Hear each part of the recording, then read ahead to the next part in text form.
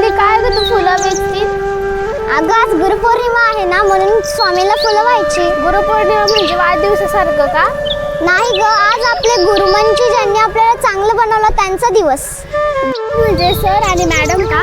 हो ग, पण मठातले स्वामी सुद्धा आपले गुरु आहेत. ते आपले मन शांत करायला शिकवतात. मग मी पण त्यांना भेटणार, ते मला ओळखतील का? हो ना, ते आपल्या मनात पाहतात. अबोली मी पण आज गुरुपद घेईन आणि चांगली मुलगी बनेन. हा मग चल स्वामींना फुलं वाहूया आणि डोळे मिटून प्रार्थना करूया.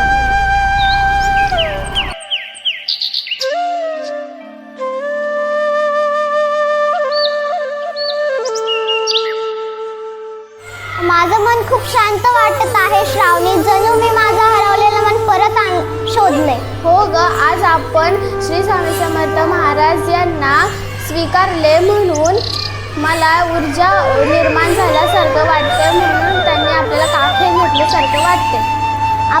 आपण फार भाग्यवान आहोत ग. एवढंच नाही, आपले सर्व मित्रांनी आणि शेजाऱ्यांनी आणि आप्तांनी ही अनुभूती घ्यायलाच हवी. आम्ही तुम्हा सर्वांना अगदी मनापासून आमंत्रित करतो गुरुपौर्णिमेच्या पावन दिवशी स्वामी मठ येथे या. परमपूज्य श्री स्वामी समर्थ गुरु कृपा आशीर्वाद आणि आत्मिक शांती स्वतः अनुभवून जावा. श्री स्वामी समर्थ महाराज.